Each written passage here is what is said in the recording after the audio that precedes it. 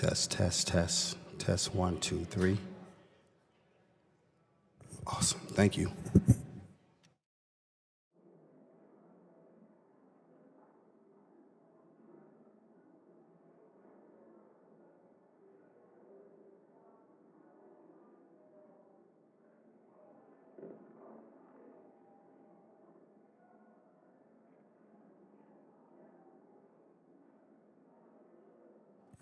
You ready, sir?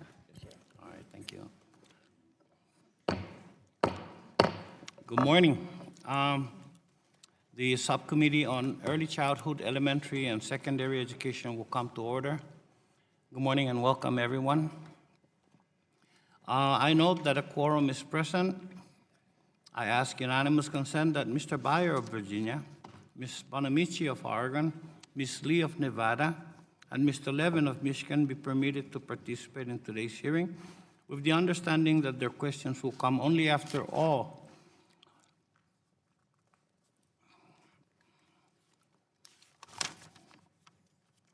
are completed with theirs.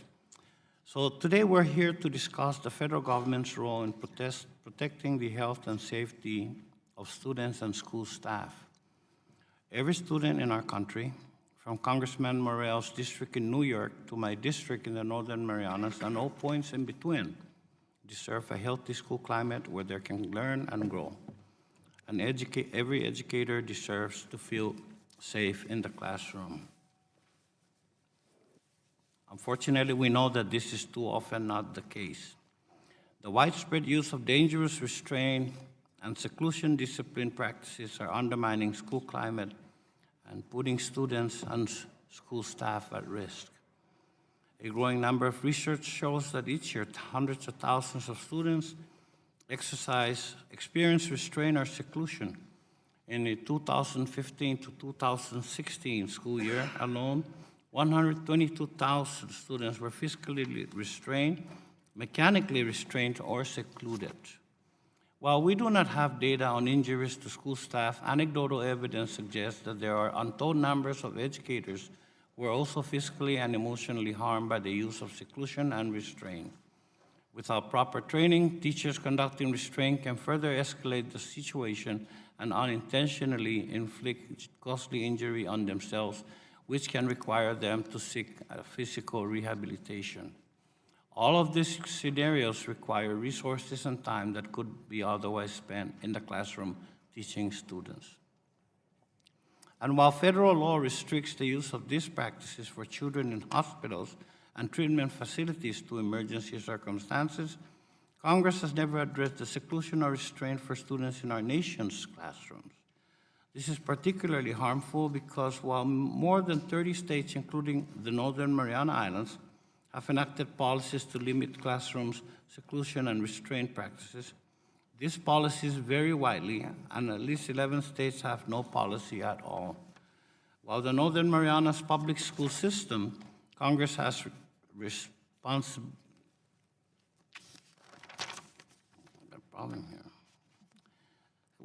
has a responsibility to protect students and school staff in the classroom while also helping school districts build healthy school climates.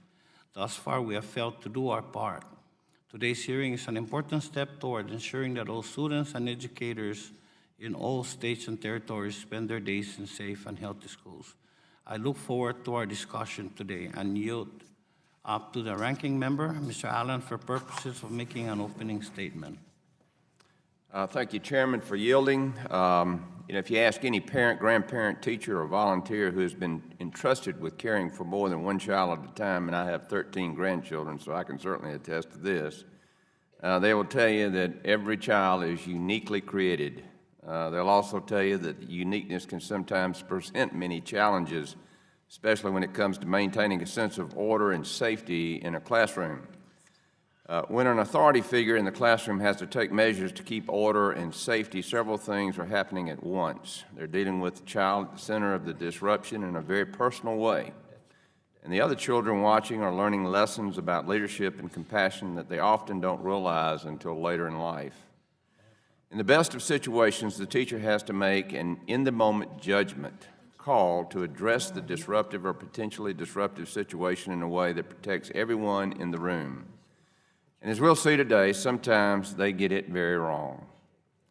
In business, we talk about how a one-size-fits-all approach just doesn't work. This is even more true when it comes to children.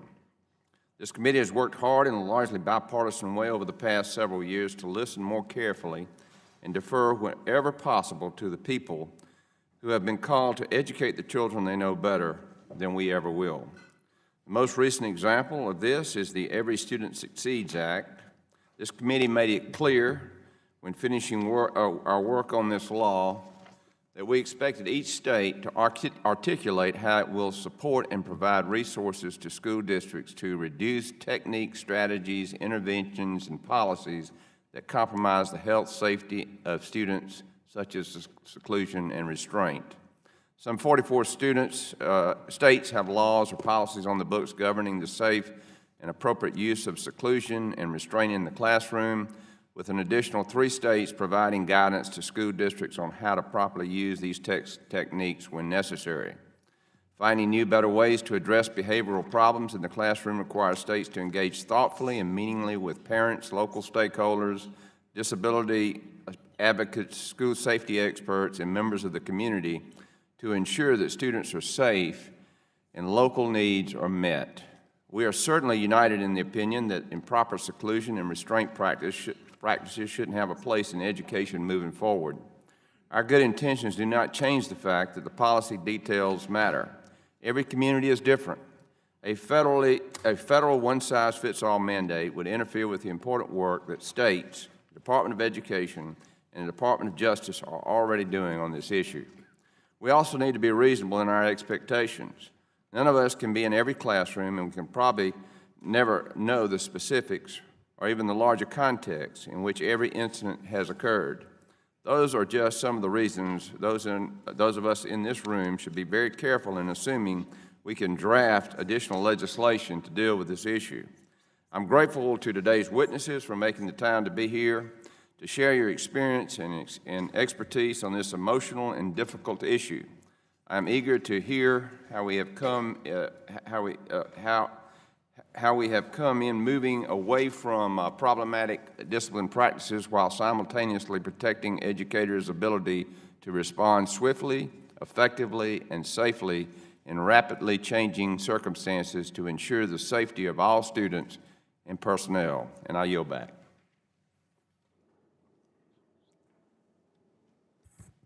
Without objection, all other members who wish to insert written statements into the record may do so by submitting them to the committee clerk electronically by Microsoft Word format by 5 p.m. on March 6th. I will now introduce our witnesses. Dr. George Sakai is professor and Carol J. Neag Endowed Chair in the Neag School of Education, Department of Educational Psychology at the University of Connecticut. Over the last 40 years, his research and practice interests included school-wide positive behavior support, behavioral disorders, applied behavior analysis, and classroom and behavior management and school discipline. He is research scientist at the Center on Behavioral Education and Research at UConn and has been co-director of the OSCP National Technical Assistance Center on Positive Behavioral Interventions and Supports for the last 20 years. Welcome, Dr. Sakai. Mrs. Renee Smith is from Coventry, Rhode Island. She graduated from Rhode Island College with a BS in Computer Information Systems and works for a technology company as a web project manager. She and her husband have 2 boys, Dylan, who's 8, and he is the subject of her testimony, and Connor. Mrs. Smith is a strong advocate for her son Dylan since he started having difficulties at age 3. She has advocated for support in school and eventually a move to a healthier school environment that uses school-wide positive behavior interventions and support, in which she is now thriving. Thank you, Ms. Smith, for being here.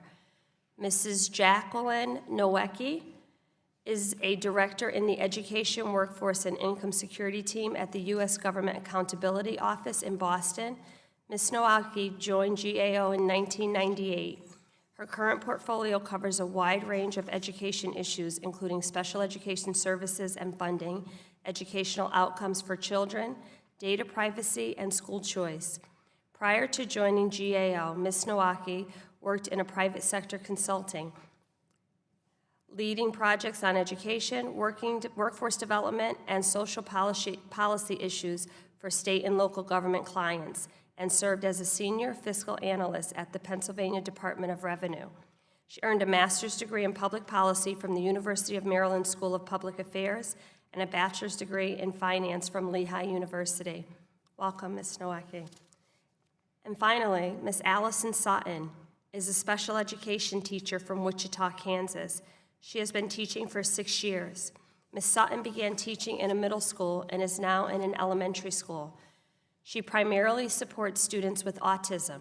In addition to supporting students, she manages 2 to 4 paraprofessionals. After teaching for 3 years, she entered a master's program at Benedictine College to further her knowledge about behavioral supports and advance her student successes based on their individualized needs. We appreciate all of the witnesses for being here today, and I look forward to your testimony. Let me remind the witnesses that we have read your written statements, and they will appear in full in the hearing record. Pursuant to Committee Rule 7D and committee practice, each of you is asked to limit your oral presentation to 5-minute summary of your written statement.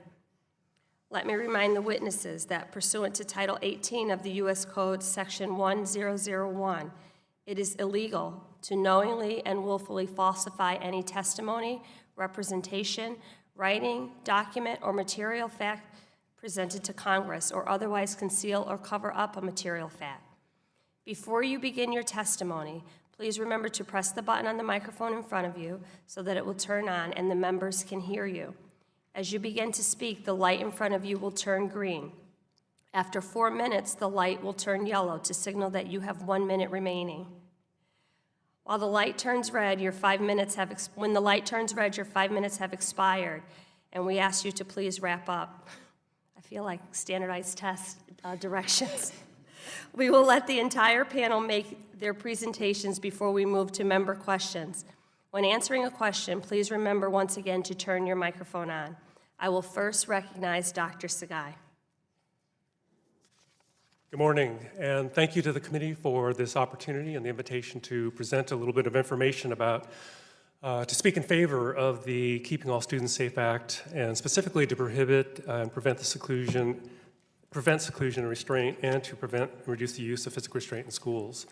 I applaud your interest in this act and its important benefits to children, adults with behavior and mental health challenges, their families, and those educators and other professionals who support those individuals for their improved quality of life.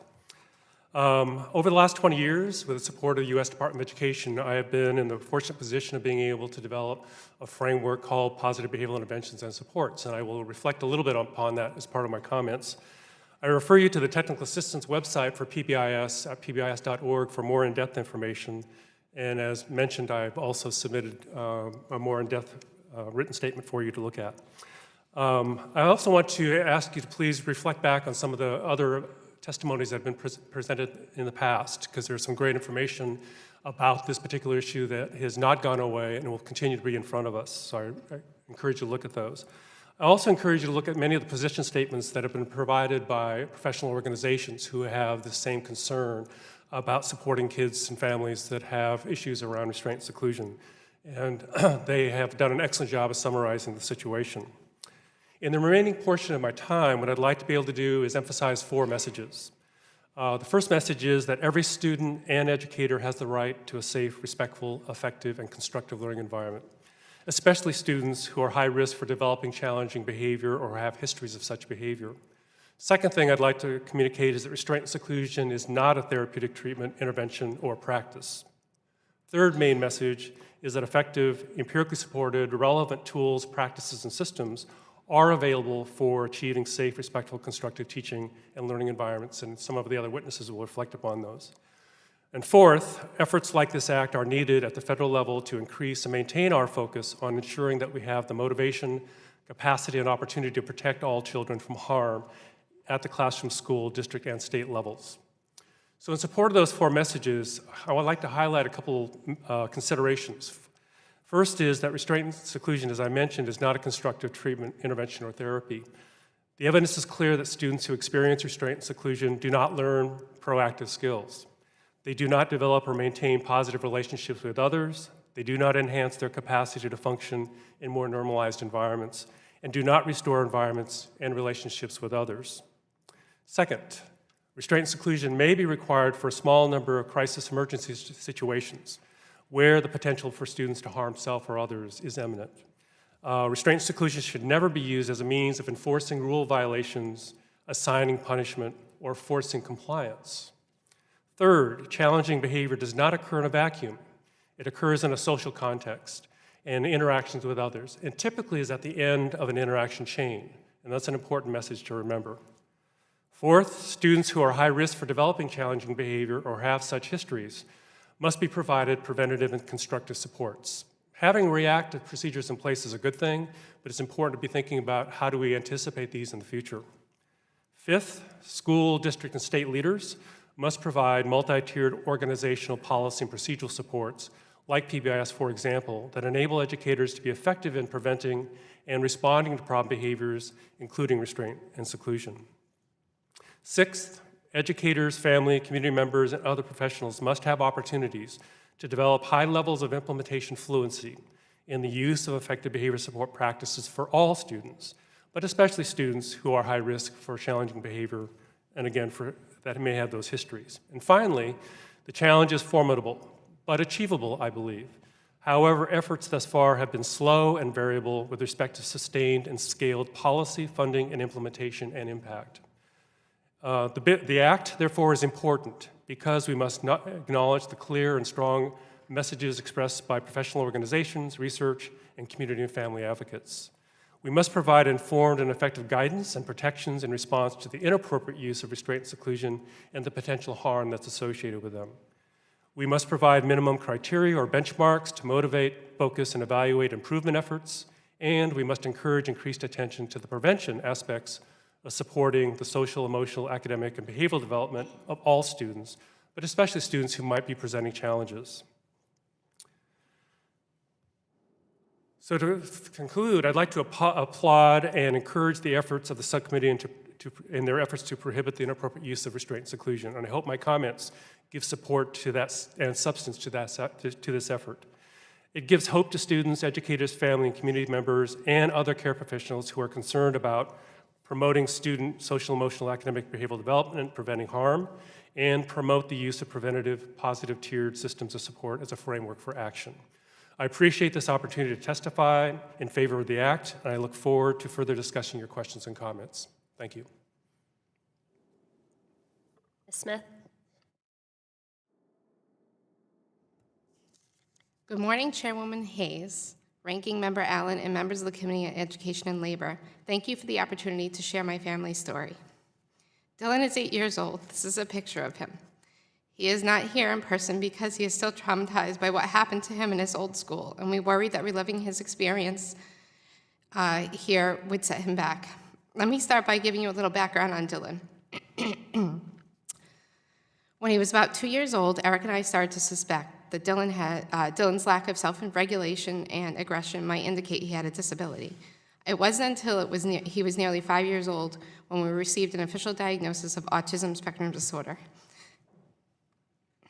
After Dylan was expelled from private pre-K program, we put him in a local public school to finish out the year. His new pre-K class provided positive supports in a short school day, and Dylan did really well there. After Dylan began kindergarten, we noticed he was having difficulty with transitions, frequent meltdowns, and shutdown behavior in school. Dylan is a smart child, so we never worried about his academics. We worried about his ability to function in a classroom environment without any supports. Despite the autism diagnosis and Dylan's difficulty functioning in the classroom environment, we fought for over a year for a 504 plan and then an IEP. Positive reinforcement was made as a part of the initial IEP, but it was not enforced until a full year later. I began to receive phone calls to pick him up early from school. Next, I received calls that 911 was contacted and I need to pick him up before the ambulance. This continued to occur several times a month, sometimes weekly. As Dylan began first grade, he was enrolled in a program for children with ASD in the same school. The program included some supportive features like extra breaks, but it also contained a walled-off area in the middle of the classroom for children to calm down. This area has walls that are about 4 or 5 feet high and is padded on 3.5 sides with an opening that could be covered to keep kids from leaving the space. After being dragged into the room several times a week, Dylan increasingly refused to do his schoolwork. His work avoidance, we now know, is a direct reaction to the restraint and seclusion he was experiencing. With this shared space, other students were present for Dylan's meltdowns and shutdowns. Dylan was aware that other students and added to the trauma. The more he was restrained and secluded, the less he was interested in schoolwork, which resulted in more restraint and seclusion, constant downward spiral. It broke my heart when Dylan told us he no longer trusted any of the adults in that school. During all these incidents, we rarely received verbal notification of restraint being used and never received timely written notification. Noncompliance, aggression, meltdowns are all form of communication. Dylan was trying to communicate the strategies used were not working for him and not allowing him to develop coping skills for the future. During one IEP meeting in first grade, Dylan's teacher canceled our parent-teacher conference because she didn't have any grades for him and rarely saw him in the classroom.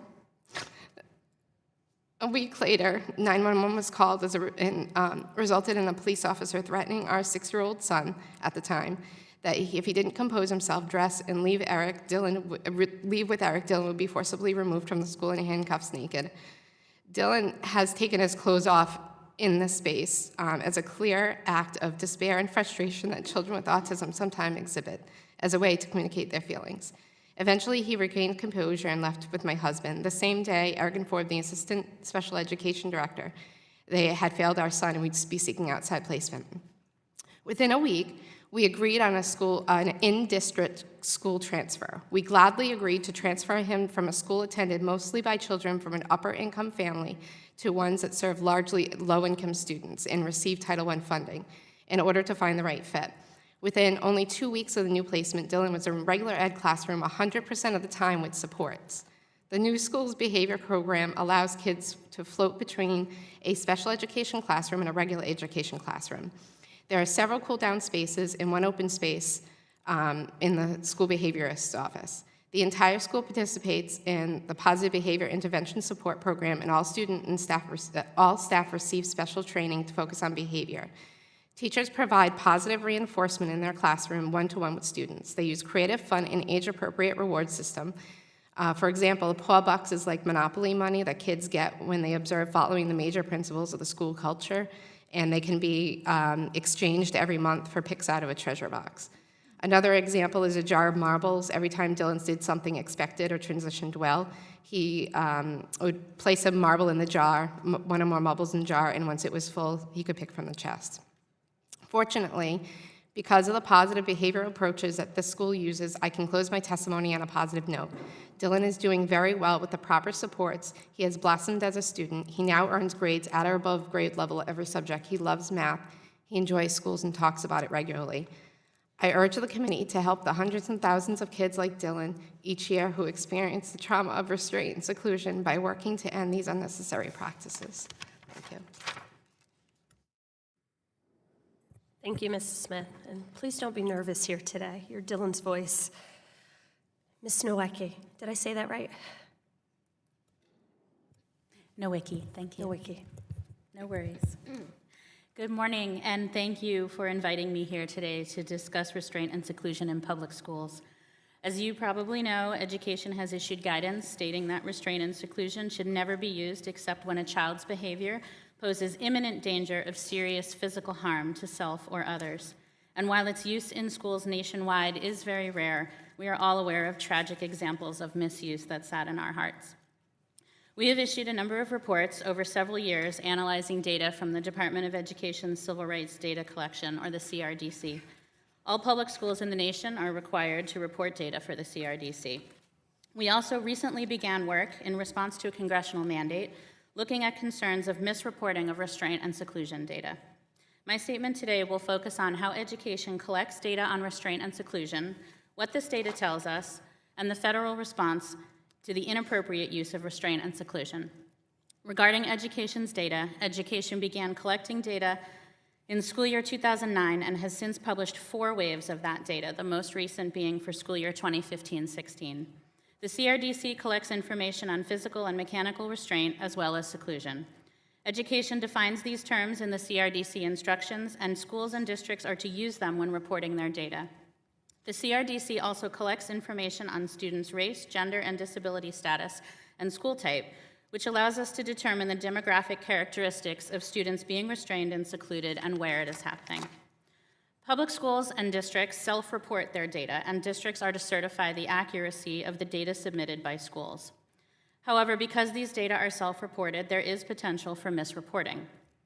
Education has put in place quality control mechanisms to attempt to reduce misreporting in the CRDC. We at GAO use this data in our work only after determining that it is sufficiently reliable in the context of each particular study. Regarding what the CRDC data tells us, nationally, the data show that the use of restraint and seclusion is very rare. For example, about 61,000 students were physically restrained in 2013-14. That's about 0.1% of all public school students. Mechanical restraint and seclusion were even less common. These data also show that students with disabilities were particularly overrepresented. For example, students with disabilities represented less than 12% of all public school students, but accounted for about 75% of students physically restrained and nearly 60% of students secluded. In addition, boys were consistently restrained or secluded at higher rates than girls. Regarding the federal response, in recent years, the Departments of Education and Health and Human Services have made available on their websites guidance and resources on restraint, seclusion, and behavioral supports. For example, in 2016, Education informed school districts about how the use of restraint and seclusion may result in unlawful discrimination against students with disabilities. Its 2012 Restraint and Seclusion Resource Document states that restraint or seclusion should not be used as a routine school safety measure or as strategies to address instructional problems or inappropriate behavior. It also outlines principles for schools districts to consider when developing policies around restraint and seclusion. For example, it says these policies should apply to all children, not just children with disabilities. It also states that repeated use of restraint and seclusion for an individual child, multiple uses within that same classroom, or multiple uses by the same individual should trigger a review and potentially a revision of strategies in place to address behavior issues. Education has also encouraged the use of positive behavioral interventions and supports, known as PBIS, as evidence-based alternatives to restraint and seclusion. It funds the PBIS Technical Assistance Center, which we heard a little about from Dr. Sakai. According to Education, over 25,000 schools have implemented PBIS. HHS funds a technical assistance center that helps schools eliminate the use of restraint and seclusion and increase knowledge and awareness of trauma-informed approaches to addressing behavioral issues. Last month, Education announced a new initiative to address the inappropriate use of restraint and seclusion in schools. The Office of Civil Rights and the Office of Special Education and Rehabilitation will oversee this effort. OCR plans to conduct compliance reviews focused on the inappropriate use of restraint and seclusion on children with disabilities and help schools correct non-compliance. OCR also plans to conduct data quality reviews and help districts improve their CRDC data reporting. These offices also expect to provide technical assistance to districts to understand how federal laws such as IDEA and Title II of the ADA should inform restraint and seclusion policies. In closing, what the national data tells us is that while restraint and seclusion is very rare, the students most affected are among the nation's most vulnerable. What these data alone don't tell us is why this happens or the extent to which restraint and seclusion is being used inappropriately. We are hopeful that our new work on seclusion and restraint, as well as Education's new initiative, will help shed light on these important issues. This completes my prepared remarks. I would be pleased to answer any questions you may have. Thank you, Ms. Nowacki. Ms. Sutton.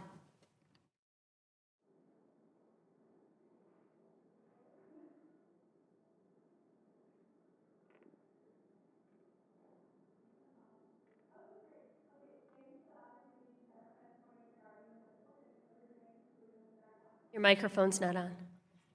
It's not turning on.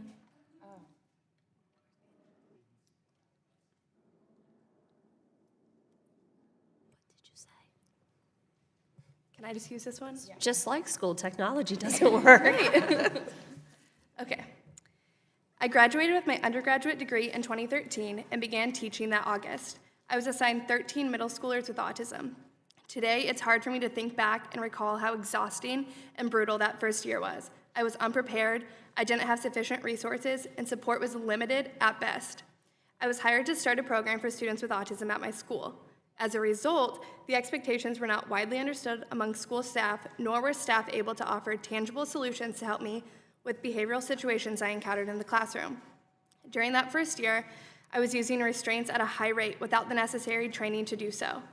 After extreme behaviors were occurring with regularity in my classroom, I was told that I was supposed to be Crisis Prevention Institute certified, CPI. I attended my first CPI training in October of 2013. While this training is a good resource, only attending an initial full-day training and then a half-day refresher training in the following years is not sufficient.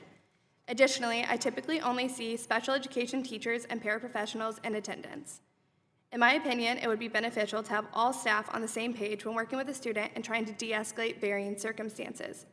Nor should this be the only training that school personnel receive. In addition to CPI, staff should receive training on behavior management, de-escalation techniques, conducting functional behavioral assessments, and writing behavior plans.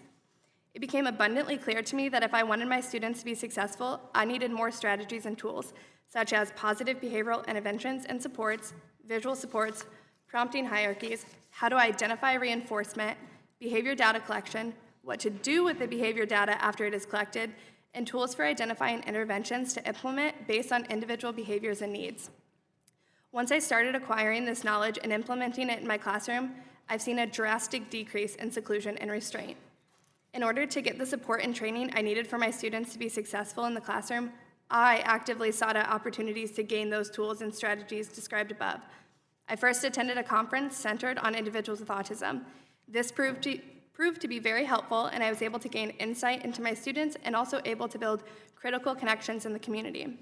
3 years into teaching, I decided to get my master's in low-incident special education. This again helped me to gather strategies to immediately start implementing in my classroom.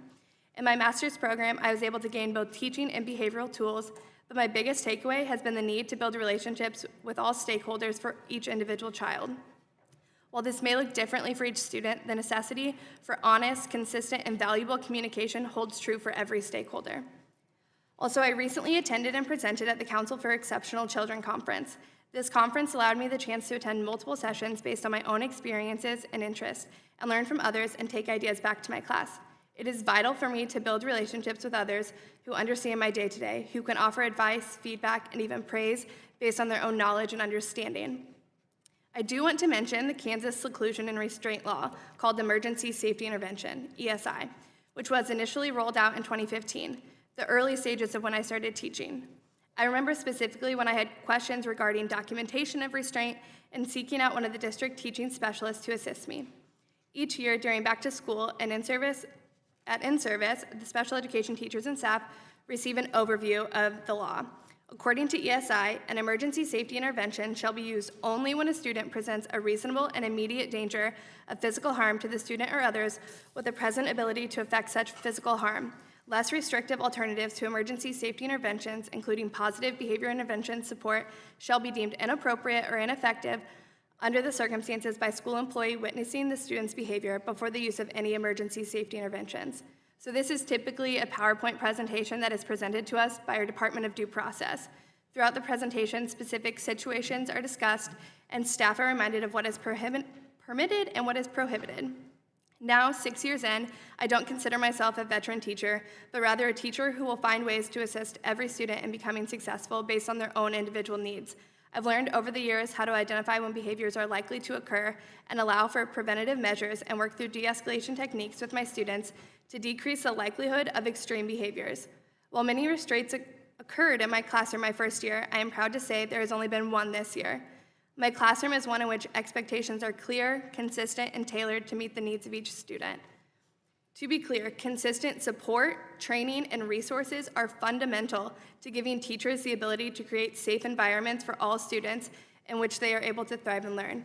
Thank you for allowing me to speak today on this critical issue and to hopefully be a part of reducing the use of restraints in our schools. Good morning, and thank you all for being here. Under Committee Rule 8A, we will now question witnesses under the 5-minute rule. As chair, I have decided to go at the end, so I will yield to the next senior member on the majority side, who who will be followed by the ranking member. We will then alternate between the parties.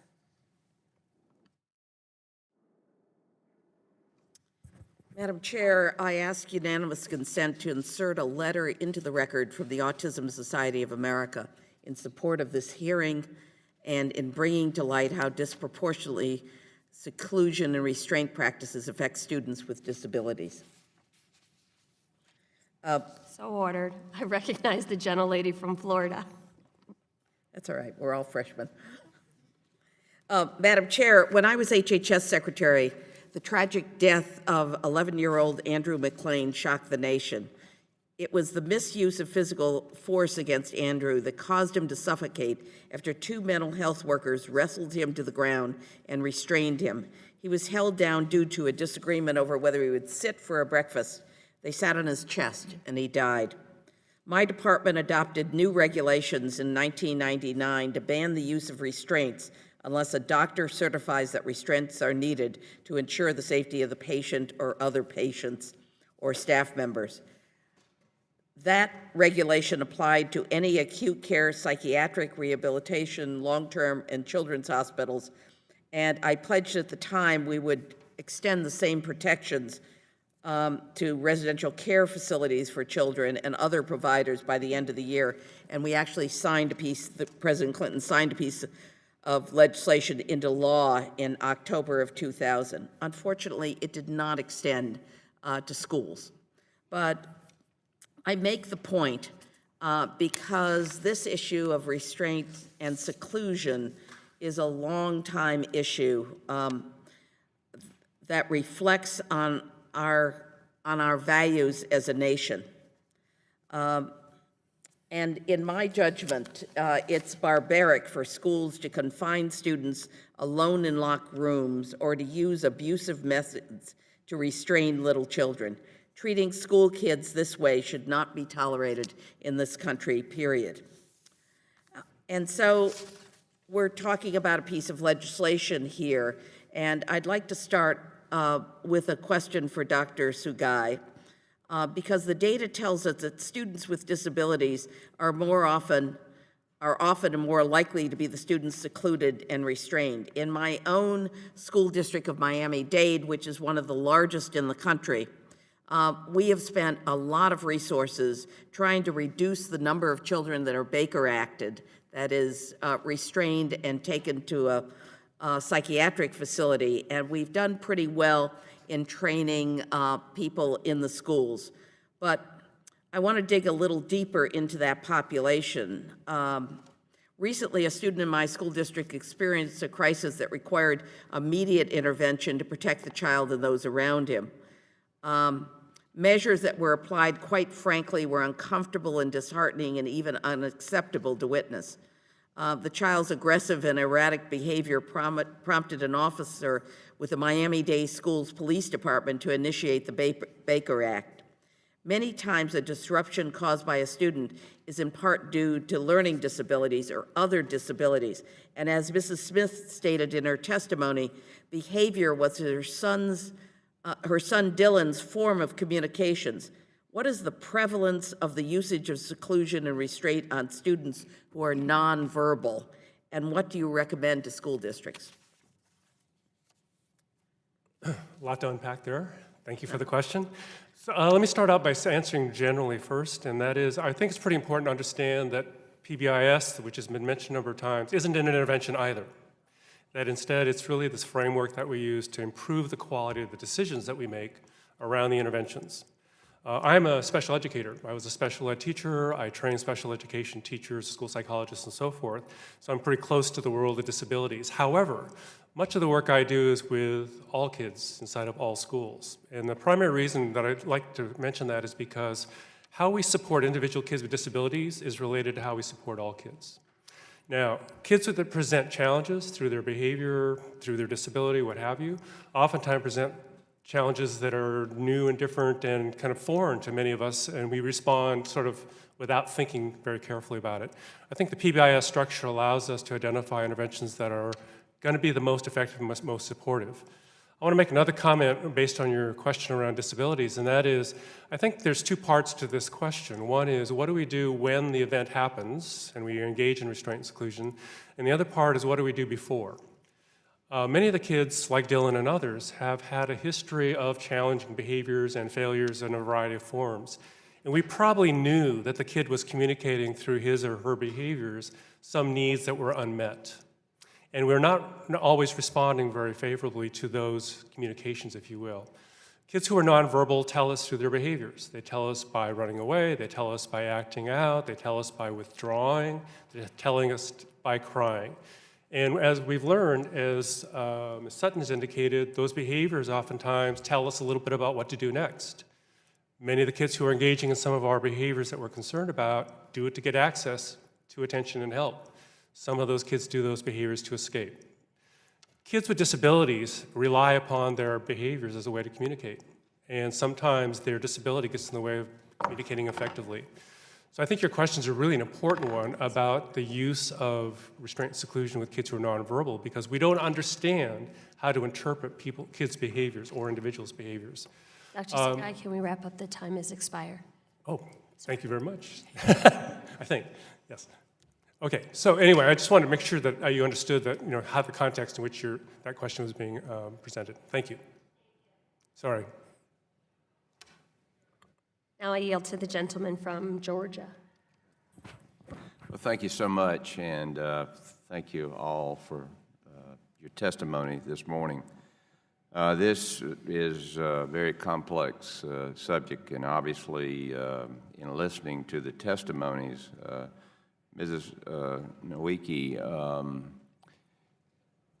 it looks like that this may be more of a training and certification issue because each teacher looks like, if they're trained properly in how to deal with these things, that and as again was witnessed in testimony this morning, that there is a procedure and there a process that you go through to deal with this type of behavior.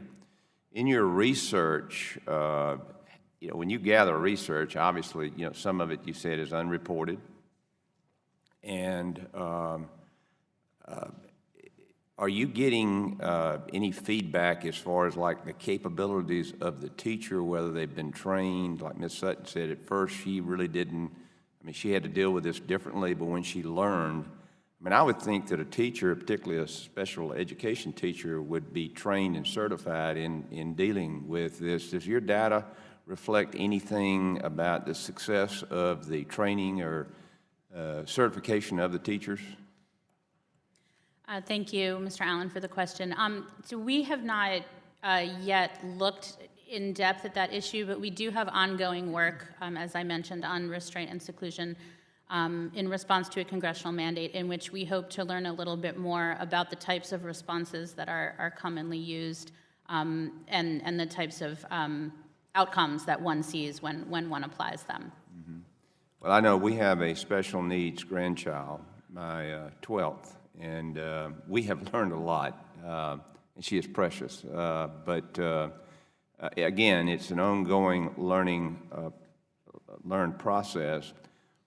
As far as the current government programs, because we mentioned that Health and Human Services is somewhat involved in this, Department of Education, what federal programs out there, and obviously we have the Government Accounting Office that is reviewing this, what do we have going on out there today dealing with this, and how do we do it more successfully as far as accountability goes?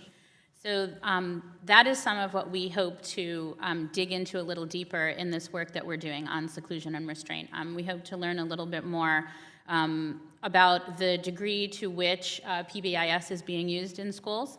Education does describe PBIS as a best practice alternative to restraint and seclusion. We hope to talk to some schools and districts and states and see what their experience has been in that space.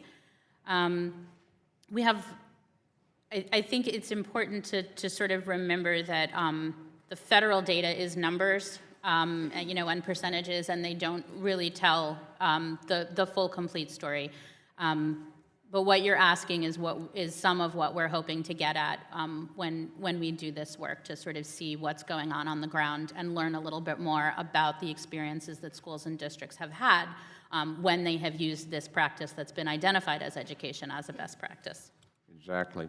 You know, in the Every Student Succeeds Act, each state is required to submit to the federal government a plan as far as accountability is concerned. Would it be appropriate, or is this something that we might want to think about, is in having this addressed in that accountability plan, or it may already be addressed, I'm not sure, I'm going to research that, but as these, I know the state of Georgia submitted a plan which was accepted by the Department of Education. Again, I want to check to see if it had anything about restraint in that compliance requirement. But have you had any experience as far as what the states are submitting to the federal government for approval?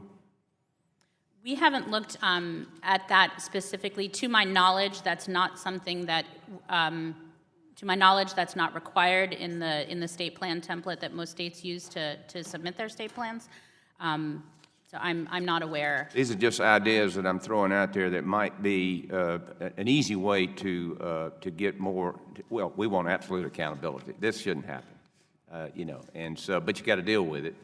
And the best way to do it, in my opinion, is local, state, and then reporting this data to the federal government. Thank you so much, and I yield back.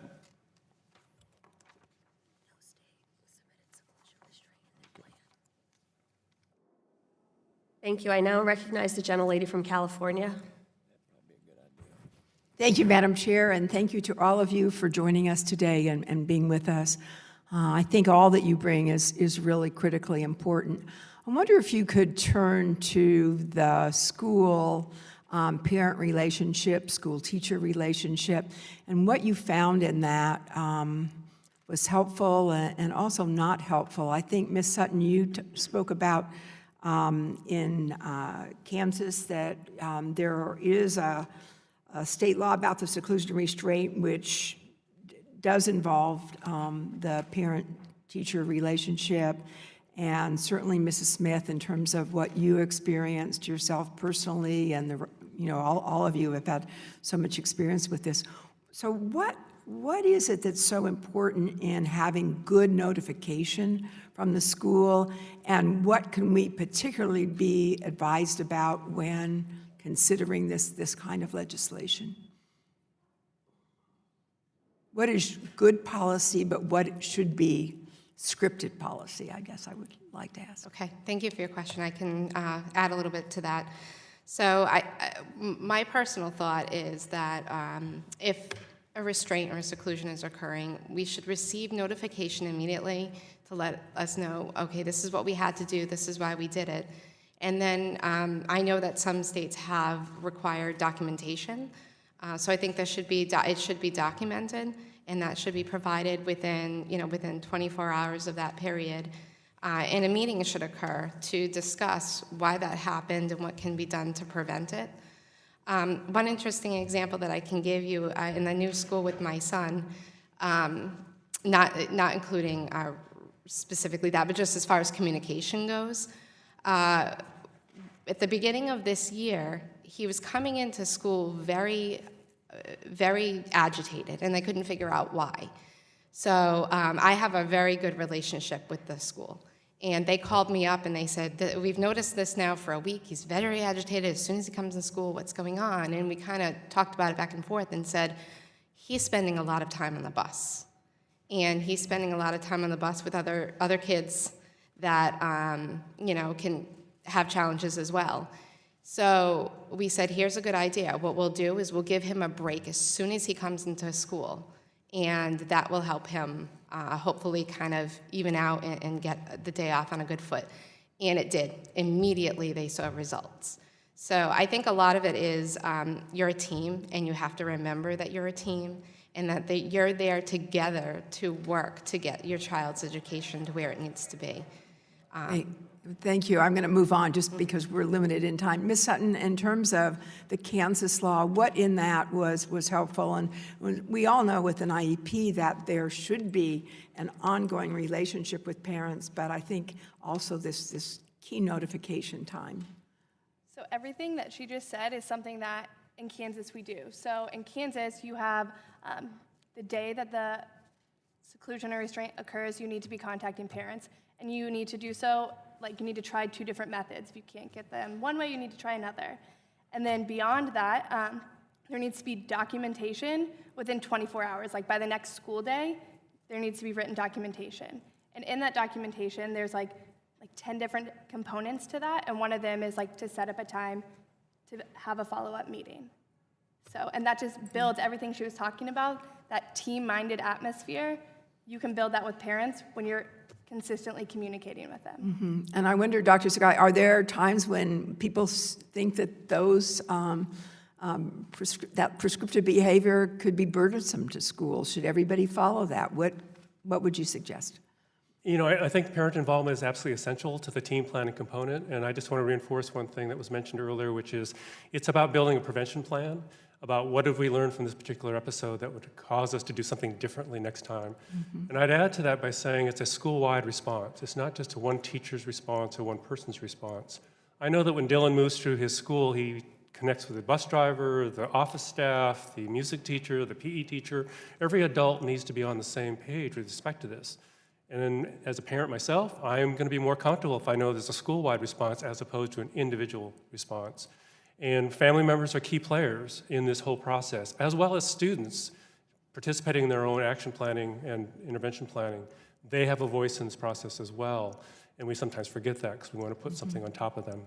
Yeah, thank you very much. I think what you refer to is all the people in the school are so critical, aren't they? And I appreciate that. Thank you very much for your testimony today. I now yield to the gentleman from Texas. Thank you, Ms. Chairman. Appreciate that. Thank you all for being here. I think this is an important hearing. I served in the Texas legislature where we dealt with some of these issues, and we have actually gone to, I think we basically have eliminated seclusion in our state, and we've greatly reduced restraints to only emergency situations. And Ms. Smith, your testimony has very much touched my heart. It must be a lot to go through with Dylan. And he's lucky to have a mom that cares. And I think what's interesting about your testimony is just the extent to which it takes a parent and it takes people working together at the local level. And as much as we may want to fix this problem from Washington, it really is the mom who cares about her son and loves her son that's really making that effect and making that change. Ms. Nowacki, just a question for you. I understand that we have federal policies on seclusion and restraint at the Department of Education's Office for Civil Rights. And while that may not, that's something that I'm not as familiar with because in Texas we basically, I think, have dealt with this particular issue. Can you speak to what that has done nationally, where they've had an effect, if any? So thank you for the question, Mr. Taylor. We, in our ongoing work on seclusion and restraint, hope to learn a little bit more about the level of awareness that districts and schools have about the guidance that federal agencies have out there, the degree to which they've used it, if they've found it useful, if it's not useful, why not? So those are some of the issues that in our ongoing work we hope to be able to shed some light on. And then another question for you is there's a new initiative the Department of Education is undertaking to review some school districts' data, and I know that data is not consistent state to state, district to district, and so you'll watch some districts say that was an incident, and other districts will say that is an incident, and so you have very different numbers, and not by anybody trying to be nefarious, just different standards are applied in different different school districts, and these might be very substantial, sophisticated school districts that are spending $1 billion a year budget that have hundreds of thousands of children that are being educated there, and so what is being done at DOE to try to get more consistent data so that we can really understand this problem? So that's another thing that we hope to be able to dig into in this ongoing work that we have on seclusion and restraint. The initiative was announced less than a month ago, so we really don't have a lot of information about it. But we are going to be interested to see, you know, what education really means when they say that they are going to be conducting data quality reviews and working with schools and districts to improve the quality of their data. What we do know is right now about that data from a national picture is that there are strong patterns of disproportionality of seclusion and restraint with boys and students with disabilities. But we hope to learn a little more about what education is doing there. Can you speak to the differences in what states have done in terms of, you know, I mean, so for instance, it appears that Connecticut does not have state laws against something that Texas does, right? And so I'm just trying to figure out how, you know, we're trying to legislate nationally, or that's what this chamber does. So clearly, Texas, I think, has solved some of this problem that Connecticut has not. Have you looked at that? Have you researched that? Have you evaluated the 50 states and said, hey, these 30 states are doing it right, and these states have yet to address this problem? We do not have work looking nationally at state laws and policies around seclusion and restraint. I think what you're getting at is are there best practices or lessons that can be learned, you know, maybe from one state to another. I think when we look at different approaches that states are taking, I think we generally want to see whether there's evidence out there that they're working in the context in which they're applied. We have not independently determined best practices around seclusion and restraint, but as we discussed earlier, education has indicated that PBIS is a best practice, and we do hope to learn more about states and districts that are using that framework in their approaches and what sort of experiences they've had with it. Thank you. I yield back. Thank you. Just for clarification, I just want to add that while we do have guidance from the Department of Education's Office of Civil Rights, there is no binding policy on this right now. I now yield to the gentleman from New York. Thank you very much, Madam Chair, and I'm grateful to the panelists for coming and sharing your thoughts on this important subject. I really, I think just to set the table for the few minutes that I have, I served in the state legislature in New York for 28 years, wrote the law that required insurance companies to be mandated to provide habilitative services for people on the spectrum and those who had pervasive developmental delays. I also wrote the law that licensed applied behavioral analysts for the first time in New York. So I come from a little bit from that perspective. Secondly, work that I'm doing around children in poverty in Rochester, New York, where I represent, one of the concerns I have is the traumas inflicted on young people and how trauma impacted or trauma-informed care is important. So I think from both of those, I thought this was a fascinating panel. So I wanted to, first of all, I appreciate your testimony, and I did look a little back at what New York's doing since the GAO reported in 2009 detailing disturbing and at times fatal restraint and seclusion practices. So I'm going to have some more work to do in New York, which I will take up with the State Education Department, but I think they are actually made some real progressive moves, but there's probably more to be done. I wanted to quickly get to questions about PBIS, which I think Dr. Sakai, you described as an organizational framework. But I'd be curious on student outcomes, those organizations, those districts that have been using PBIS as the framework. Can you talk about outcomes, and can you talk a little bit about teacher retention in places? Does this affect the ability for teachers to be successful and to not get discouraged? And then I would probably have a question for Ms. Sutton as well, but if you could just address that, would be great, sir. Good question. So again, thank you for kind of reiterating that PBIS is not an intervention. We don't PBIS kids at all. You know, PBIS, I think, again, is a structure that helps adults make better decisions about how to support kids, not for all kids. And I think it's also important to remember that PBIS offers this tiered framework. How do we work with all kids, some and a few, to make sure that their individual needs are being met? In general, the research we've accumulated over the last 25 years or so, if not more, just because of the behavioral interventions that we kind of focus on, have been pretty clear about dealing with many of the risk factors that contribute to the events that result in restraint and seclusion. As you mentioned earlier, trauma is not just the kid, trauma is on the family, trauma is on teachers, trauma is on everybody. So one is we've been able to demonstrate pretty significant impact on major office discipline referrals associated with fights, you know, substance use and so forth, which are also kind of precursors for other problems. Improvements in school climate, decreases in bullying behavior, increases in positive school climate, improvement in organizational health, improvement in how teachers perceive their working environment as being safer and being more efficient, more effective. And that comes to your retention question in a second. There's improvements in attendance and so forth. We've done a pretty good job, I think, in documenting sort of the overall effects on school-wide implementation. Some similar kind of outcomes are associated with working with individual students, like Dylan and others, and how to improve their individual goals on their IEPs and so forth. Going to your question a little bit about, how do we think about that in the context of focusing specifically on restraint and seclusion. PBS is really a protective strategy in order to deal with those risk factors that precede those chains of events that lead to restraint and seclusion. And I really would suggest to you that we really need to have a focus on what's required to make sure people do the right thing at the state, district, school level. And even if it is reinforcing something that's in place in one place versus another, having one common message will be an important kind of goal. Thank you. Thank you. If I can, Ms. Sutton, as I often say, my wife is a retired middle school teacher, special place in heaven for middle school teachers. But I know that time is not a luxury for, or time is a luxury for teachers, and I applaud all the work that you've done. I just wonder if you could, and I understand also, you mentioned in your testimony you moved from frequent high rates of restraint in the first year to only one restraint this year, which is obviously pretty impressive. In a short answer, could you just share with us how reducing restraint has sort of impacted your life as a teacher, particularly as it relates to your relationship with your teachers and sort of the climate in your classroom? Yeah, it's pretty straightforward. Everyone in my classroom can breathe a little easier now. When there were high rates of restraint, my classroom was no longer a safe, inviting place for my students to come every day.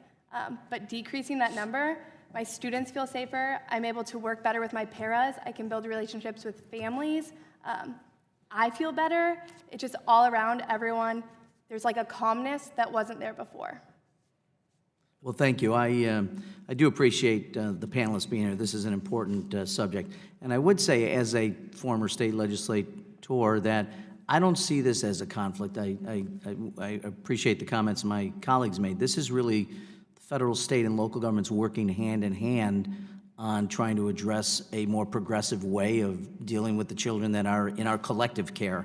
So I don't see it necessarily as a conflict, but rather a coming together. So I appreciate that, and I appreciate all the great work you do. Madam Chair, I ask unanimous consent to submit following letters, one from the Consortium for Citizens with Disabilities, and one, I apologize, I have to put my glasses on, the Alliance to Prevent Restraint, Aversive Interventions, and Seclusions. First urges the elimination of using dangerous and dehumanizing practice as a means of managing challenging behavior, and the second regarding national minimum standards to prohibit the use of seclusion and prevent the use of restraint in schools. So order.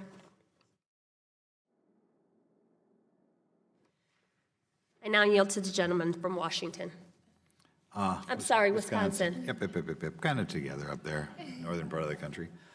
Ms. Nowacki, do you believe that the public is aware that the Department of Education and Health and Human Services have resources regarding restraint and seclusion? Does the public know that, you think? That's part of what we hope to learn in our ongoing work on restraint and seclusion. So you think the agencies could maybe do more to educate the public that they have resources available? Again, that's part of what we hope to learn during our ongoing work. Okay, and you're doing work broadly. What do you feel you're going to learn from your work dealing with? I think we hope to learn about the challenges that schools and school districts face in providing accurate data on restraint and seclusion. We hope to learn a little bit more about why data might be misreported. And to your earlier question, we hope to learn a little bit more about whether there's anything that the federal government can do to help increase awareness of guidance it may have, whether it's perceived as being helpful. Okay. I guess, and I apologize, I have two hearings going on right now, but initially we heard, I believe, some horrific stories of abuses of restraint in the schools. Is that correct? There was testimony to that account, yes. Right. across the country when these abuses happening, is there anything that you can tell us that you find in common to these situations? Did it involve teachers who had previously done bad things and were not adequately trained? What sort of conclusions can you draw from high-profile, horrific things that have happened? My sense is that you may be asking about the report that GAO did about 10 years ago on restraint and seclusion that reported on those types of cases. I think, what I would draw from that report is that that highlighted a number of tragic cases that should not have happened. What I think Should what never that report happen. I mean, just unbelievable, but go ahead. I think, what that report does not do, we didn't have the benefit, all of us did not have the benefit of national data on the degree to which restraint and seclusion is occurring back then as we do now. So that report didn't really have the context in which that is happening. I testified earlier that restraint and seclusion in general is very rare. I think that report also, it's important to understand that whenever anyone looks at illustrative case examples, that methodology is never intended to be a full accounting or a full picture of what's going on the ground as well. So No, but I think when horrific things happen, and when they happen several times, when you read about them, you can't help but draw conclusions or find similarities. And that's what I'm trying to get at. I mean, there has to be a degree of callousness out there to over-apply restraint or seclusion. And I wondered if, was it disproportionately happening in given states? Was it disproportionately happening with education staff that didn't know what they were doing or underqualified? Were there examples of staff that were admonished and came back and did things again? I guess that's what I'm looking for. I would think whenever you have a series of bad things happen, you can't help but draw some broad conclusions, and that's what I'm looking for. I think the broad conclusions that we can draw from the national data that we have available is that restraint and seclusion is incredibly rare, and that it overwhelmingly or disproportionately affects students with disabilities and boys. Right, but the horrible abuses should never happen. In cases where people are actually hurt, do you draw any similarities between those? Any conclusions that you can draw that would cause these things not to happen again? The work that I have done has not gone down that path, I'm sorry. Okay. I guess then I'll fall in, because I missed the beginning, I'm afraid to mispronounce your name. Dr. Sakai, okay. Are there any broad conclusions that you draw of the most horrific things that have happened? Yeah, I think one of the things we've learned is that most educators want to do the right thing. And what happens is two things. One is we may not have the skills to be able to respond appropriately. We may have the skills, but we're not good at it. The kids are really good at what they do, and we're sometimes not as good in our response. Third thing we've learned is that sometimes the structures aren't in place in a school-wide system to be able to have a reasonable response that prevents some of these horrific things from happening. I agree that the restraint, seclusion, traumatic events are relatively infrequent, but at the same time, I also would argue that there are other events that are similar that might lead to that are not responded to in favorable ways. And I really do think that it's important to start thinking about, people are trying to do the right thing, but we're not creating teaching and learning environments that actually support development of a safe, caring, and predictable environment for kids to be successful, all kids in particular. So I'm right on the same page with respect to your concern. I think it's not about good and bad people. It's more about, are we supporting staff to be able to implement the right thing over time in the right place? Okay. Thank you. I now yield to the gentlelady from Washington. Thank you, Ms. Chairwoman. My question is for Dr. Sugai. I'm a pediatrician, and so I have seen up close and personal kids who act out and the benefits of positive behavioral enforcement, and also the effects of fight and flight and toxic stress. and seclusion and restraint. And when this happens over and over again, we've already discussed what happens in the classroom and in the contemporary setting, but I wonder if you could talk for my colleagues about the long-term implications and what happens to these kids later on in life, what the implications are. Yeah, great question, and I'm going to respond to it generally, not just with kids with disabilities, but all kids who experience these kinds of events. And I'd fall back on some of the research out there on trauma and the effects of trauma, regardless of what it is. This is a traumatic event, and it has an effect not only on the student, but the teacher and the family members and so forth. So if you look at that trauma literature, it's pretty clear what the impact is. It affects kids' academic progress, affects their ability to develop and maintain relationships. It affects their ability to be able to be successful in their own personal lives, with friendships, family, and work. So the implications are pretty significant. I really rely upon that trauma literature to help us with that. The restraint and seclusion literature is not as strong about the long-term effects, except that one thing we've learned is those kids, because oftentimes they can't communicate in ways that are more typical, have a much more difficult time trying to express their needs in the long term. We end up seeing kids that have had experiences with restraint and seclusion also ending up getting involved in the juvenile justice system as well as mental health. So I think the long-term factors are significant, and I think that's one of the concerns we have about making sure we have appropriate restrictions in place on the use of this stuff. Sorry, thank you for that answer. I would also note that it's my understanding that kids exposed to toxic stress, and this would likely be included because there's a whole milieu there, also have problems later with mental health, with drug abuse, but also with things like type 2 diabetes and hypertension, heart disease that we don't often relate, but physical health and mental health are tightly intertwined there. So thank you for your testimony.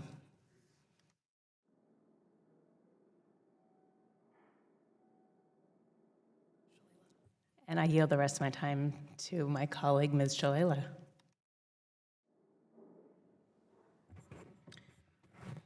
Thank you. Thank you very much. Dr. Sugai, I don't think I gave you enough time to answer my question, so I was going to offer you that time now. I talked too much and I don't remember the question now. Yeah.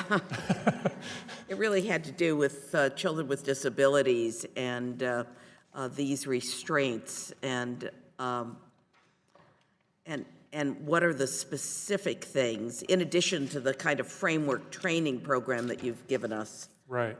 So two things, and I'll kind of restate something that was made made earlier. I think the sort of a function-based approach to this is really important. There was a comment earlier about what meaning or communications occurring around behavior, and we have to understand what kids are communicating us through their behavior, especially in an escalating chain. The other thing we've learned is these escalations, if you will, or what results in restraint and seclusion are often also the adult is escalating at the same time. And we want to ask ourselves the question about what can adults do differently to diffuse or redirect these experiences. And the last thing I'd like to comment on is that if I was working with a child like Dylan, I'd be asking, what are the conditions under which this is increased likelihood of happening? And what can we do to arrange the environment that would enable the kid to be successful in that environment as opposed to being unsuccessful? I know that every one of us in this room set an alarm clock to be here on time. And that alarm clock is a way to pre-correct for an error. And we need to be setting alarm clocks with our kids so that we avoid the likelihood of problems occurring. I also know that some of you had to set 2 alarms on your smartphone to get here on time. That means that some kids need a little extra. And Dylan might be one of those students who needs a little extra support in order to be successful. And there's some of you who had to call your mother last night and say, "Mom, call me in the morning to wake me up to make sure I get here on time." And that's a third level of intervention that some kids need to have in order to prevent those cycles from happening in which restraint and seclusion is the outcome. So when I think about kids with disabilities, I really think about what kinds of alarms can we set that'll catch kids before they go down that pathway, that help adults be more successful in supporting those kids. I worry about waiting for the kid to tell us when they're ready or not, because they just don't have the skills or the means to communicate that to their environment. Thank you, Dr. Sugai, and I thank the gentlelady Thanks for the extra time. Washington for the time. Thank you. I now yield to the gentlelady from Nevada. Thank you, Ms. Chairwoman. First of all, I want to thank you all, and I'm very happy that we're taking up this issue in this subcommittee today. My background's working for nonprofit organizations that help our most at-risk students graduate from high school, and obviously students with disabilities being among the most vulnerable. So I agree with Dr. Sakai, who says that teachers want to do the right thing, and it's really providing them with the supports. And having been, I'm the mother of a daughter who was diagnosed with ADHD and dealt with interventions. She does not have a disability, but the stress that our family went through, Mrs. Smith, when I read your testimony, and thank God you had a resolution that worked for your family, but the stress that it places on a family. And having read the GAO report with so many families that did not have that resolution just breaks my heart. Ms. Sutton, I know there are so many teachers out like you who want to do the right thing, and I wanted to ask you, had you not taken upon yourself to get the education, where do you think you'd be today? It's tough to think about, and I don't really like to think about where I would be at. I don't know that I would still be teaching. It would be, I think I would be burnt out, honestly. I wanted to ask you about incidents, and in Las Vegas, we had an incredibly troubling incident where a mother went to school to find out that her son was secluded in an outside area when it was 105 degrees outside. And, my heart breaks for her, and so I know we need to make changes and have a national guidance, and it's, to me, it's really just a guidance. But I wanted to talk about parents and documentation. When you find that you have to, your one incident, can you explain how did you document that, and what does that look like? So my district, we have to document restraint and seclusion through a district website. So everyone has to do that. And then we call parents and we discuss it. And for me, I found the most beneficial is to really talk to parents hey, this is what I'm seeing at school. What are you seeing at home? And then again, that team-minded atmosphere, oh, you tried that at home and that worked? Let me try that at school. So just working together. In any part, no, I want to move on. In Nevada, my state, mechanical and physical restraints are prohibited unless extenuating circumstances such as an emergency or a medical order. But even in these cases, parents should be aware of how their children are being treated. Do you discuss restraint as a possibility in advance? No, because it's never the goal. Restraint is never the goal. My goal as the teacher is to provide the students coping skills, and that's what I include in documentation, not restraint. Okay. And then my last question really is around time. And clearly having this type of one-on-one interaction with parents, in a perfect world, what do you feel would be needed for teachers to have the type of, provide the type of support you do? I think it's just the willingness to do it, because if you're not doing it, you're doing a disservice to the kids and the families. So you need to be willing to make the time to communicate with people. Thank you. I yield the remainder of my time.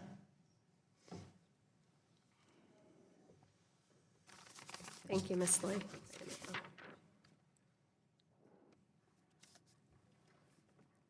I'm going to ask the next set of questions.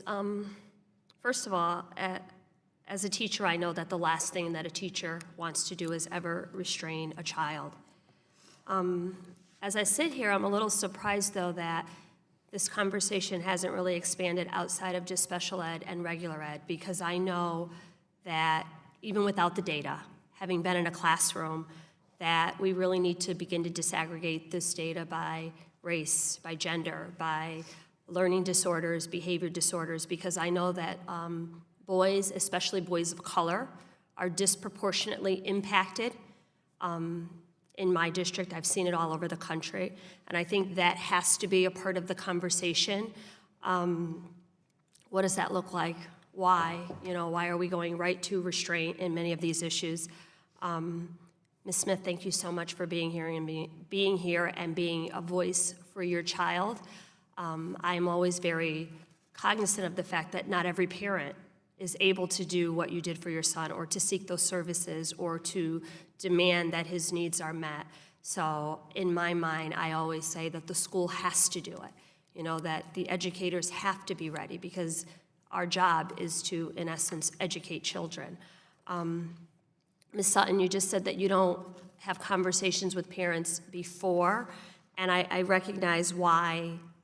I heard your answer that it's usually an emergency, and I know that there's concern about the use of planned restraints, but we also know that there are some situations or some students or some. Do you ever have conversations with parents that start with, if this were to happen, or if we ever had to use a restraint, here's information, this is why, this is what that looks like? Not to say that you're preparing for it, but just beginning to have those conversations so that a parent isn't getting a call that says 911 has been dispatched and you need to get here before the police and the ambulance. Do you think that there's a space for those conversations to happen?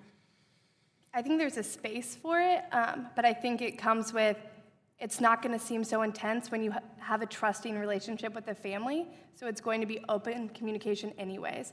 So it doesn't need to be this big daunting thing, but it could be, this might happen. But Ms. Smith, can I ask you, would you have felt better prepared for a situation where your son was being restrained if the conversation was had before you were in this high-pressure situation and now you're making these decisions, like in the moment with your son being threatened to be put in handcuffs? Would you have appreciated at least a conversation about why a school would even go down the path of restraining your child?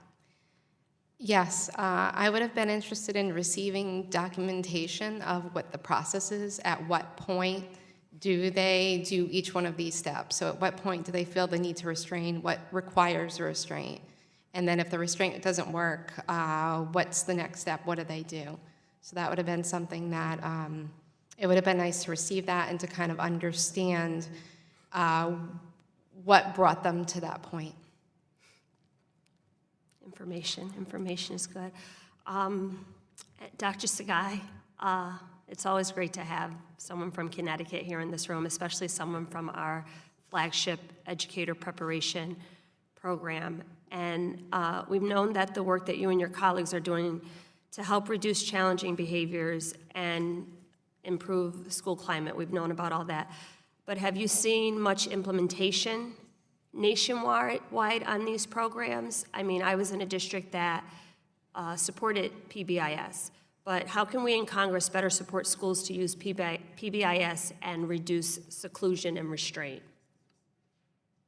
Good question. So if I may, I just want to respond a little bit to the previous question, and that's just to say that I think all schools have to be prepared for crises and emergencies. It could be the child who has a substance abuse, problem. It could be a gang fight going on. It could be a rabid dog in the hallway. It could be a fire. We need to have planned responses for those unfortunate events that are likely to happen at the individual kid level or other. I also think, though, that has to be balanced with a positive climate in which you feel comfortable and responding to those kind of situations in ways that are proactive and preventative. So I just wanted to respond a little bit by saying I think you do need to have a planned response for the full range of problems that might occur, which might include restraint and seclusion.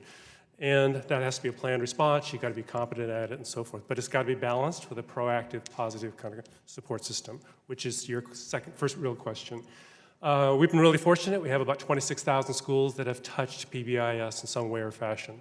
And the challenge for us is how do we increase implementation fidelity? About 65% of those schools are implementing with high degrees of fidelity based on our measure that we use.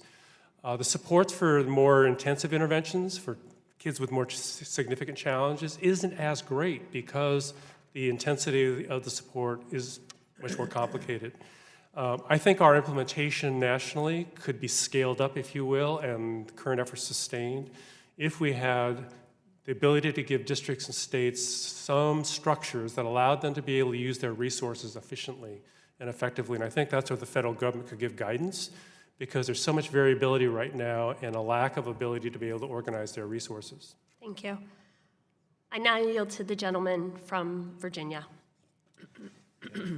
Thank you, Madam Chair, Thanks very for much. joining us. Thank you. It's an honor to be here, however temporarily. And I want to thank all of you for being at such an important meeting. Seclusion and restraint are dangerous, ineffective practices that can cause students permanent harm and should be eliminated or tightly regulated in all our schools. I was very proud to inherit the Keeping All Students Safe Act from then Chairman George Miller, and now champion it with Chairman Bobby Scott, a bill which aims to prevent such harmful discipline practices. Every child should be safe and protected in school. Every parent should know when something happens to their kids. And we know the alternative to seclusion and restraint exist. Many schools around the country are implementing behavioral interventions that respond and resolve the behavior before it escalates. And they maintain the dignity of the child in distress and the safety of both students and school personnel. I am the father of 4. As more than once I've been called in to school when the kids were out of control. This Keeping All Students Safe Act has been introduced in every Congress since the 111th. We're now the 116th. It's passed the House before, but a new improved version will be shortly introduced. But your feedback today really helps this bill make it better and builds the support that we need. Ms. Sutton, in the ranking member's opening statement, he argued that every state is different and that we should, to the extent possible, let the states, the individual school systems decide. Which, has some merit, but there are 11 states that have no laws or regulations, and there are 39 states that do, and they vary widely from state to state. So 3 quick questions. Are students the same from state to state? Is seclusion ever appropriate? And what's wrong with the minimum standard across the country for those receiving federal funds? What was the first part of that? Are students relatively the same between Kansas and Virginia and Nevada? I think students, they have similar qualities, but I think it would be nice to have guidelines, because if a student is going from one state to another, like, the standards are going to be different. So it would be nice to have, consistent guidelines. So is there anything inherently evil about having a minimum standard for the country? No, not inherently evil. Okay. To Ms. Smith, one of the most troubling and challenging pieces of this issue is that parents don't know about seclusion or restraint. And I can't tell you how upsetting that has to be as a parent. Thanks for sharing your story, which I know was very difficult. How were you ultimately made aware of the restraint incidents, and how long had it been going on with Dylan as a kindergartner before you knew? It just kind of happened. So one day I would receive a call, and they would tell me, just so you know, this is what happened, and we restrained him today. And I wasn't sure what they meant, because I know that there's all different kinds of restraints. But I believe it's the first time they did give me a phone call, and they did tell me, and we had subsequent meetings. But I was made aware after that they were doing it very regularly, and I didn't know. Through various comments from various people, it seemed like it was just happening more than I was aware of. How specifically should a parent be notified? Every time? The first time, after the 10th time? Or the... Well, I think every time that it happens, they should receive a phone call of what kind of restraint was used, why it was used, what started the whole situation. And then, a meeting should be held shortly after to discuss that further and find out what can be done to prevent further restraint or seclusion. And Ms. Sutton, I think that the bill that we're about to introduce talks about this minimum standard, but I don't think it specifically requires training for teachers. How should we best address that? Because you certainly talked about how the training changed your life and your teaching. There needs to be training, because we've talked a lot about the effect it has on students, but teachers who have to implement these restraints, it's exhausting. It really takes a toll on you mentally, physically. So if there's not training for teachers or all school personnel, then restraints are not going to be happening appropriately. And my able staff just corrected me and said there is training in the bill. So we're moving in the right direction. So. All right, Madam Chair, I yield back. Thank you. The questioning has ended. I think all of our questioning has ended. I remind my colleagues that pursuant to committee practice, materials for submission for the hearing record must be submitted to the committee clerk within 14 days following the last day of the hearing, preferably in Microsoft Word format. The materials submitted must address the subject matter of the hearing. Only a member of the committee or an invited witness may submit materials for inclusion in the hearing record. Documents are limited to 50 pages each. Documents longer than 50 pages will be incorporated into the record via an internet link that you must provide to the committee clerk within the required time frame. But please recognize that years from now, that link may no longer work. Again, I want to thank the witnesses for your participation today. What we have heard is very valuable. Members of the committee may have some additional questions for you, and we ask the witnesses to please respond to those questions in writing. The hearing record will be held open for 14 days in order to receive those responses. I remind my colleagues that pursuant to committee practice, witness questions for the hearing record must be submitted to the majority committee staff or committee clerk within 7 days. The questions submitted must address the subject matter of this hearing. I now recognize the distinguished ranking member for his closing statement. Good, and thank you for your chairing this hearing. This has been very educational for me in trying to understand a very complex subject. Mrs. Smith, thanks for being a great mom. You're a real example for all moms out there, and to come and tell your story is very moving. But thanks to all the witnesses. Again, you've laid out the issues. I do believe that this really centers around understanding the situation, being trained to deal with the situation, and then some type of a process that we can make sure that each child is loved on and cared for, and that anything like this would be an absolute last resort. And so we just got to figure out how's the best way to go about that. I applaud Kansas. I think y'all have done some great work on this. And so I think there's some other states that need to get involved in this. So with that, thank you so much again, and I yield back. Thank you. I now recognize myself for the purposes of making my closing statements. First, I seek unanimous consent to submit letters in support of federal minimum safety standards and the Keeping All Students Safe Act. The letters are from the American Civil Liberties Union, the Council of Parents, Attorneys, and Advocate, the National Council on Disability, the ARC, the Council for Exceptional Children, the National Association of School Psychologists, and the National Center for Special Education in Charter Schools. Lastly, I'd like to submit both a letter and written testimony from National Disability Rights Network. NDRN has been advocating in states to reduce inappropriate use of these practices and is a leader in the field. Thank you again to all the witnesses for being here today. Today's hearings highlighted the federal government's important role in setting a minimum standard to protect students and school staff. Specifically, we heard how everyday seclusion and restraint practices undermine school climate and puts children and adults at risk. We also heard how important it is for schools to implement positive, protective approaches to challenging behaviors so that crisis situations where seclusion and restraint are necessary do not occur in the first place. Mrs. Smith, your son's Dylan, his picture right there reminds me of before I became a high school teacher, I worked in a daycare, and I had a little boy much like Dylan. And I just think about how many times I had to rock him and how it came to the point where my face was the intervention. And I think we really have to think about the steps we can take before it gets to the point where a child is being restrained, where they only trust one adult in the building, and that is the only person who can de-escalate that situation for them.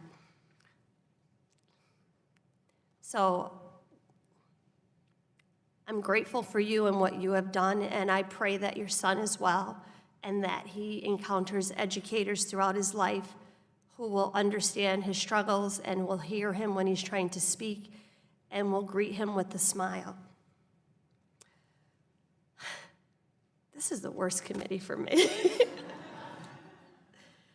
I know that the patchwork state standards have failed to address the need for reducing seclusion and restraint, and I trust that my colleagues and I will work hard to close those gaps and make sure that students who are screaming out for help are met with that help and that support. Congress has the authority and the responsibility to set a minimum floor that strengthens the safety and climate of our schools, and investing in the proactive strategies that work by significantly restricting the use of restraints, eliminating the use of seclusion practices, and empowering teachers and faculty with proactive, evidence-based classroom management methods. We can ensure that every student learns and grows in a safe and healthy school. I look forward to working with my colleagues on both sides of the aisle to provide our students with the best possible learning environment. And once again, I thank you all for being here, to all of the witnesses for your testimony and your insight on this issue. There's no further business. Without objection, the committee stands adjourned.